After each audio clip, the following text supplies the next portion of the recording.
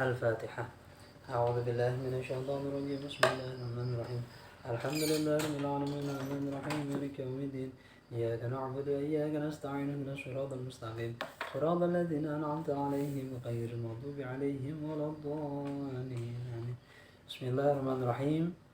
Kita melanjutkan pelajaran selanjutnya di kitab Taqrirat Sadidah. Bismillahirrahmanirrahim, kita sampai kepada hal-hal yang membatalkan wudu, bab nawaqidul wudu. Jadi nanti yang membatalkan wudu ini hanya ada 4 ya, tidak kurang tidak lebih, hanya 4 ini saja.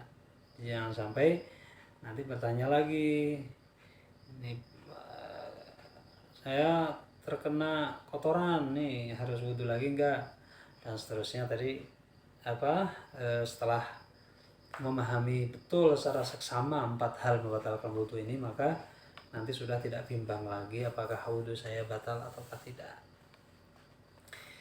Ta'rifun nawaqid jam'u naqidin wa huwa ma yuzilu syai'an min aslihi.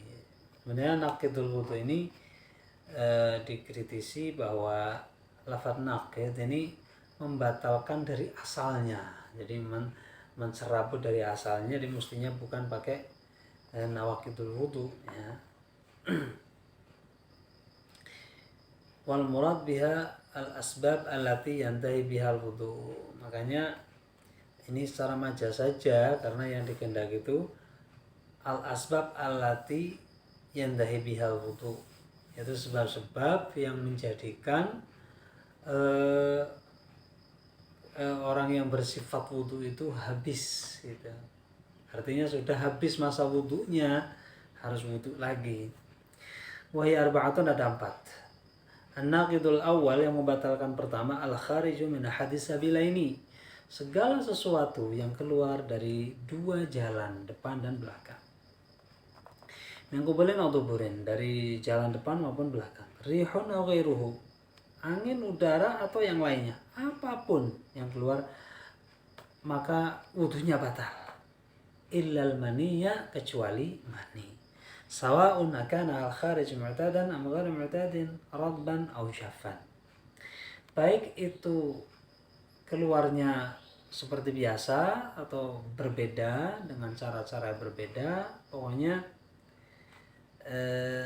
atau keluarnya hal yang cair atau yang tidak cair, semuanya membatalkan wudu kecuali mani. Masalah tuh sekarang ada masalah. Limadzal maniyyu la yunqidul wudu'a. Nah, kenapa mani tidak membatalkan wudu? Nah, di sini ada kaidah li'annahu aujaba ma huwa a'dham minal wudu.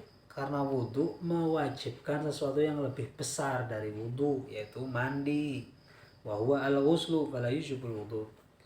Karena ada satu kaidah nih, qaidatun kullu ma aujaba a'dhamal amrayni bi khususihi lam yujib adwanuhuma bi'umumihi kal maniyyi fa innahu ajaba ba'dal amrayni wa huwa al-ghuslu bi khususi kaunihi maniyan fala yujib adwanuhuma wa huwa al-wudu'u bi'umumi kaunihi kharijan. Jadi ada kaidah, segala sesuatu yang mewajibkan 2 perkara, mewajibkan salah satu dari 2 perkara, dan yang diwajibkan adalah sesuatu yang lebih besar dari yang lainnya, maka tidak akan mewajibkan sesuatu yang lebih kecil dari keduanya. Ada 2 perkara, yang satu mandi, satu wudu. Kalau ada satu perkara yang mewajibkan sesuatu yang besar, yaitu mandi, maka tidak akan mewajibkan sesuatu yang kecil dari keduanya, yaitu wudu. Seperti itu. Nah, nanti ada contohnya di bawah, karena ini sebuah kaidah. Jadi kalau kaidah itu nanti diterapkan kepada masalah-masalah atau kasus-kasus yang ada di dalam kaidah tersebut, yang masuk kepada kaidah tersebut. Nanti kaidahnya di urusan zina muhsan dan zina ghairu muhsan. Kama qala sahibu Safati Zubat, ujibuhul khariju min sabili romani mujibi tagsili. Ya. Itu yang pertama. Yang kedua, an-naqidu tsani hal yang membatalkan kedua adalah zawalul aqli, hilangnya akal. Hilangnya akal karena apa? Binaumin au ghairihi, karena tidur ataupun yang lain. Tidur, pingsan, mabok, gila, itu ya. Kecuali illa binaumi qa'idin mumakkirin maq'adatahu minal ardi, kecuali orang yang tidurnya sambil duduk dan duduknya itu menetapkan pantatnya di tempat duduknya dengan seksama gitu. Artinya dengan penetapan pantat tersebut itu tidak ada potensi angin keluar atau kentut ya. Sawa'un ta'adda bizawalil aqli amla. Bahkan walaupun tidurnya pulas, benar-benar pulas sampai hilang akal. Enggak hilang kesadaran ya. Ayakunu zawal aqli binaumin au jununin au igma'in au sukrin au nahwi dzalik. Syurutun naumil ladzi la yanqudul wudu' atau la yunqidul wudu'a arba'atun. Syarat tidur tidak menjadikan batal wudu itu 4. Yang pertama, yakuna mumakkinan maq'adatahu minal ardh. Harus menetapkan pantatnya secara seksama di tempat duduk. Yang takuna maq'adahu fathatud dubur multasiqatan bil ardi bihaitsu la yumkinu khuruju rihin. Ya pokoknya benar-benar duduk yang posisinya itu tidak ada potensi kentut keluar. Yang kedua, an yakuna mu'tadilal khilqah. Yang kedua adalah orang yang badannya ini standar, tidak terlalu gemuk dan tidak terlalu kurus. Laysa mufradan fil badanah wala fil nuhul. Tidak gemuk banget dan tidak kurus banget. Yang ketiga, an yastayqidha 'ala al-halati allati nama 'alaiha. Ketika bangun itu masih dalam posisi ketika ia tidur. Posisi duduk walaupun nanti pas tidurnya itu dia tanpa kerasa, tanpa disadari dia sampai pulas terlentang di lantai misalnya. Itu tidak apa-apa selama dia tidak terasa dan ketika bangun itu di posisi semula. Yang keempat, alla yukhbirahu ma'sumun 'inda ramli bi khuruji rihin minhu atna naumi wa yaf'adlu 'inda Ibn Hajar. Yang keempat, tidak ada orang yang mengabarkan ketika tidur itu dia kentut, atau ketika tidur dia sempat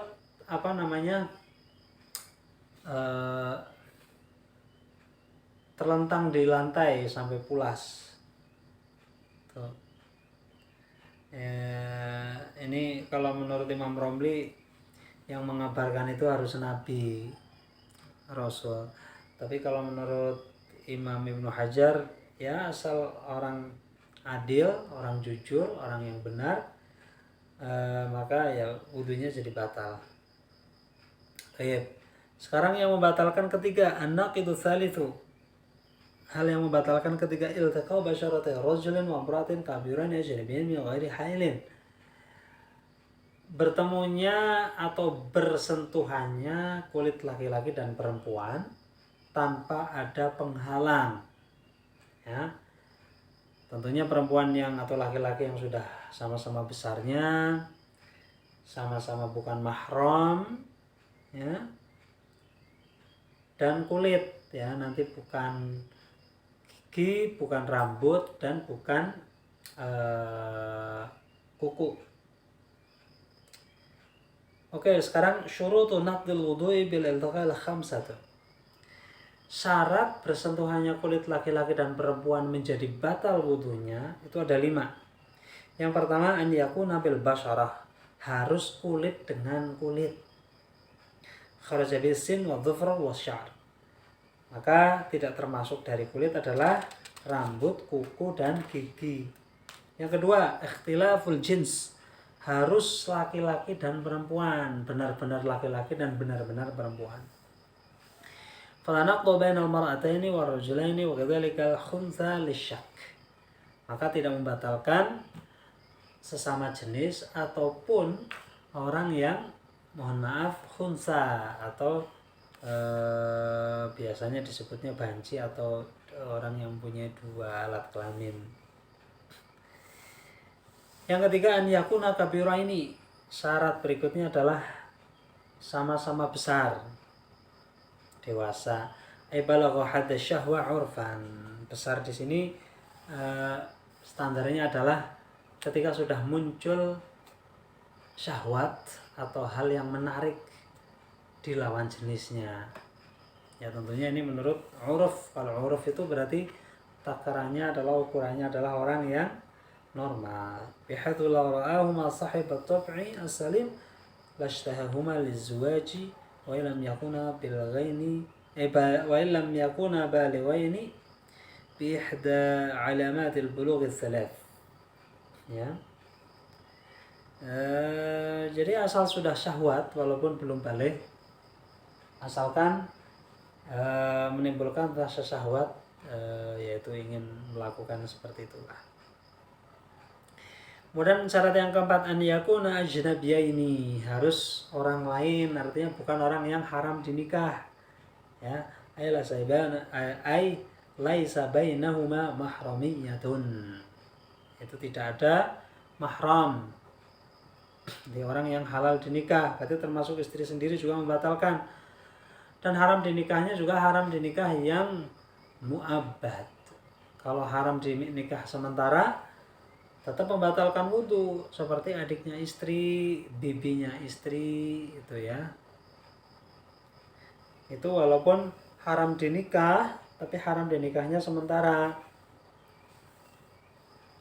Artinya kalau sudah tidak dengan istri lagi, boleh nikah dengan mereka. Makanya membatalkan wudu. An yakuna bi ghairi hailin fala naqada idza kana bainahuma hailun wala raqiqan. Syarat yang terakhir atau yang kelima adalah tidak ada penghalang antara keduanya. Kalau ada penghalang meskipun sangat tipis seperti tisu dan lain-lain, maka tidak membatalkan wudu. Masailu fil iltiqa. Sekarang masalah-masalah yang ada di dalam bersentuhan kulit. Yang pertama, lamsul udwi al-mubani al-munfasili, menyentuh anggota yang terpotong, terputus dari tubuh. Idza kana al-faslu fawqa nisfil jasad fawqa surrah ayatin yanaqdu bilamsi 'inda al-hajar wa 'inda ramli yantaqid baqi ismu bihaythu yutlaqu 'alayhi ismu untha aw dzakar.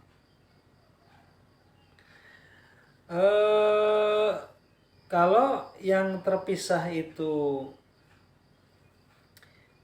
anggota yang dari dari pusar ke atas itu, seperti tangan, maka batal menurut Ibnu Hajar. Kalau menurut Imam Romli batal kalau masih masih bisa disebut namanya. Artinya bisa diidentifikasi bahwa itu punyanya perempuan atau punyanya laki-laki, maksudnya. Ini tangan laki-laki atau tangan perempuan, seperti itu. Itu membatalkan wudu. Itu yang pertama. Yang kedua, idza akhbara wahadun bi naqdi wudu'ihi fayantaqidu idza kana ma'suman 'inda ramli wa yakfi 'inda al-hajar idza kana 'adlan. Kalau ada orang yang bilang wudu kamu batal, nah itu kalau menurut Imam Romli, itu yang bilang batal itu harus Nabi atau Rasul. Kalau bukan mereka maka tidak batal. Tapi kalau menurut Imam Hajar, yang penting orangnya adil, walaupun bukan Nabi, bukan Rasul, asal orang itu orang soleh, orang benar, maka harus diikuti omongannya bahwasanya batal. An-naqidul rabi'. Nah, sekarang hal yang membatalkan keempat atau yang terakhir. Mas'uqu bil adami aw halaqati duburihi bi batnir rahati aw butun asabi'. Memegang alat kelamin baik depan maupun belakang dengan telapak tangan, ya. Samping jari ini tidak termasuk telapak tangan, makanya telapak tangan itu batasannya seperti ini, dengan ditekan sedikit saja, kecuali jempol ya. Kalau jempol nanti seperti ini, kalau ini seperti ini. Nah, yang saling bersentuhan itulah yang menjadikan batal. Wahuna yang kudu wudu'ul masih dunal mamsus wal udwul munfasil minal qubul adubri yang kudu masih. Yang batal yang hanya yang menyentuh, kalau yang disentuh tidak batal ya. Nah, disentuh tidak batal, kecuali kalau lawan jenis beda lagi. Nah, sekarang apa itu kubul? Alat kelamin depan. Al kubulu adzakaru faqat dunal khisyataini wa sya'aril ainah. Kalau bagi laki-laki itu ya batang kemaluannya saja, bukan yang ditumbuhi rambut ataupun dua telur. Ya. Terus kalau halaqatud dubur multaqal manfadh alladhi yakhruju minal kharij tunas safhah, yaitu lubang yang apabila berdiri itu bertemuan itu. Bukan pantat, kalau pantat bokong itu tidak membatalkan wudu. Batnur raha au butunil asabi' wal juz'u alladhi yastatiru 'inda wad'i ihda ar-rahataini 'ala al-ukhra ma'a tahammulin yasir. Ya. Maksudnya begini. Ya.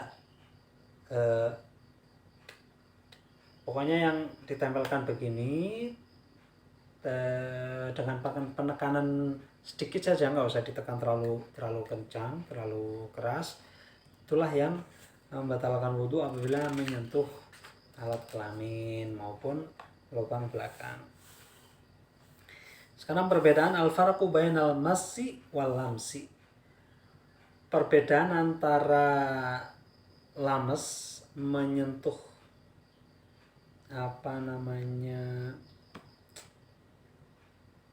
kalau lames itu bersentuhan, kalau masuk itu menyentuh. Ya. Mas itu tangan menyentuh begini.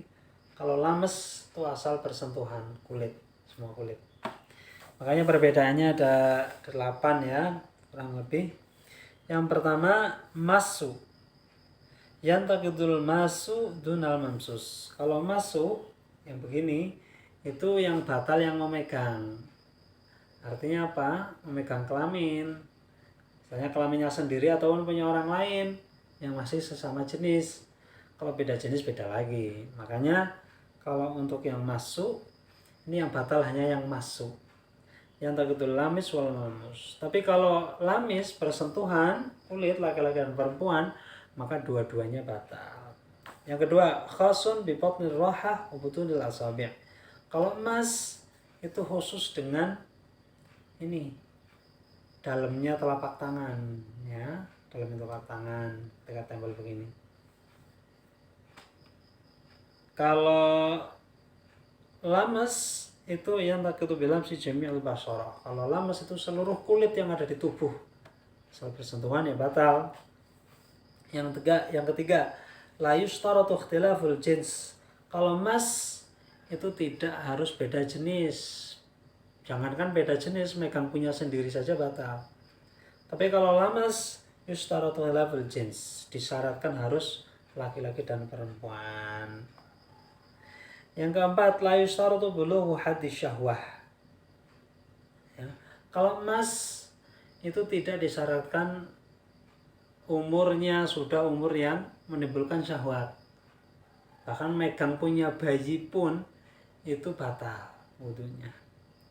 Tapi kalau lames, maka yustaratu bulugh hadi syahwat, maka disyaratkan harus sampai usia syahwat, usia yang menarik lawan jenis. Terus yang kelima, la yustaratu adamul mahramiyah. Kalau emas itu tidak disyaratkan adanya mahram, bahkan punya sendiri saja batal. Tuh. Tapi kalau lames yustaratu adamul mahramiyah, disyaratkan harus tidak ada hubungan mahram. Terus yang keenam al-udwul munfasil yanqudu in baqiya ismuhu. Kalau emas bagian yang terpotong, mohon maaf misalnya alat kelamin laki-laki terpotong kemudian tergeletak di jalan, itu dia membatalkan wudhu walau kalau memang masih disebut zakar, disebut alat kelamin laki-laki. Tapi kalau lames la yustaratu baqa'ul ismi 'inda Ibnu Hajar. Kalau lames tidak disyaratkan masih tapi menurut Imam Ibnu Hajar ya, tidak disyaratkan harus namanya teridentifikasi gitu. Terus yang ke-7 yakunu min syakhsin wahid. Kalau emas bisa terjadi pada diri sendiri, karena megang alat kelamin sendiri itu batal untuknya. Tapi kalau lamas labudda min syakhsaini fa aktsar. Harus 2 orang atau lebih. Terus yang ke-8 yakhtasu bil farji al-qubul awid dubur la yakhtasu bil farji. Kalau emas itu khusus untuk farji, yaitu alat kelamin depan ataupun lubang dubur belakang. Tapi kalau lamas la yakhtasu bil farji, seluruh tubuh, tidak terkhusus hanya pada farji. Wallahu a'lam.